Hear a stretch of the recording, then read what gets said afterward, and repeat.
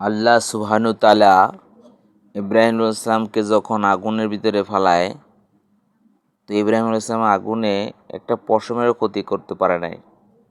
এখান থেকে আল্লাহ তাআলা দুনিয়ার জমিনে মানুষকে প্রমাণ করে দেখালো যে আগুনের কোনো ক্ষমতা নাই।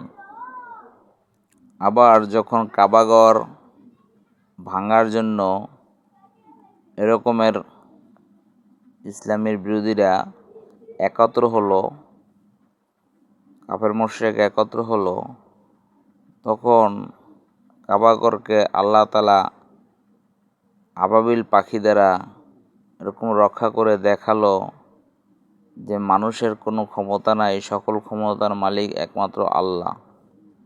তিনি যাকে চান রক্ষা করেন, তিনি যাকে চান ধ্বংস করেন। আবার হুজুর পাক সাল্লাল্লাহু আলাইহি ওয়াসাল্লাম যখন মক্কা থেকে মদিনায় রওনা দিল, তো হেরা গুহার ভিতরে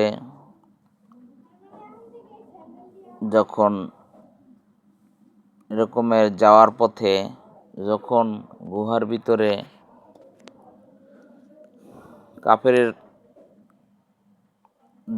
কাফের দেখে ছদ্মবেশ ধারণ করলো, তখন আল্লাহ তাআলা কুদরতিভাবে এরকম এক কবুতর পাঠিয়ে দিল, আর মাকড়সার জাল বানাইলো, আর ওখানে কবুতর ডিম পারলো।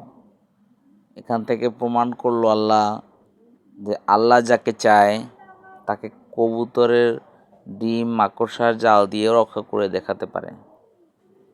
তৃতীয়ত, ইসমাইল আলাইহিস সালামকে যখন কোরবানির জন্য নিয়ে গেল,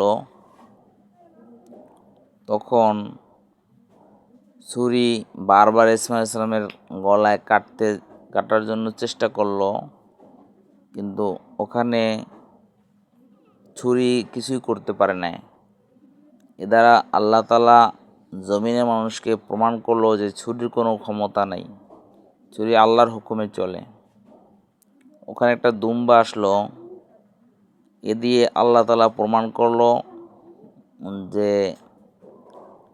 সব কিছু আল্লাহ তাআলার ইচ্ছায় চলে।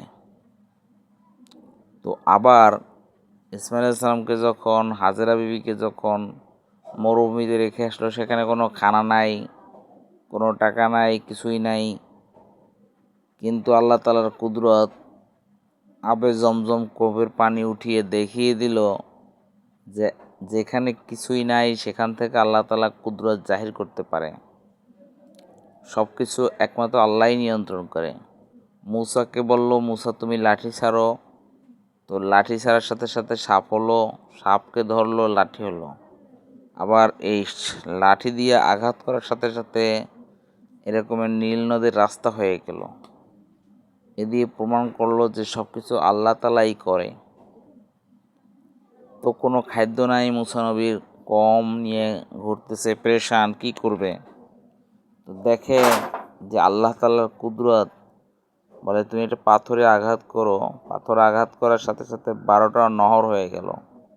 এ দিয়ে আল্লাহ তাআলা জমিনবাসীকে বুঝালো যে আল্লাহ চাইলে পাথরের ভিতর থেকে রিজিকের ব্যবস্থা করতে পারে, গাছ থেকে যেরকম রিজিকের ব্যবস্থা করে। আবার ইউনূস নবীকে মাছের পেটে যখন ছিল, ওখানে আল্লাহ তাআলা রক্ষা করে দেখালো যে আল্লাহ চাইলে মাছের পেটেও রক্ষা করতে পারে। তো আল্লাহ তাআলা মানুষকে যে রক্ষা করতে পারে, যাকে ইচ্ছে তাকে রক্ষা করতে পারে। তো মূল কথা হলো, ফিলিস্তিনিদেরকে আল্লাহ তাআলা কীভাবে রক্ষা করবে এটা আল্লাহই ভালো জানে। আমরা দেখতেছি যে ফিলিস্তিনবাসীকে মাইরে ফেলাইছে, ধ্বংস করছে। আল্লাহ চাইলে ওখান থেকে তাদেরকে আবার জীবিত করতে পারে, এবং ওখান থেকে আল্লাহ তাআলা কুদরত জাহির করতে পারে। তামাম দুনিয়াবাসীর জন্য ফিলিস্তিন একটা নজিরবিহীন ঘটনা হতে পারে। ইসরায়েলের ধ্বংস নিশ্চিত। এই জন্য আল্লাহ তাআলা জমিনবাসীকে বোঝানোর জন্য যুগে যুগে অসংখ্য নবীদেরকে প্রেরণ করছে, আর নবীরাই সাকসেস হয়েছে। নবীদের কাজে অনেক লোকে বাধা দিছে, আর বাধা দিয়ে তারা থাকতে পারে নাই, তারা ব্যর্থ হয়েছে, আর ইসলামেরই জয় হয়েছে।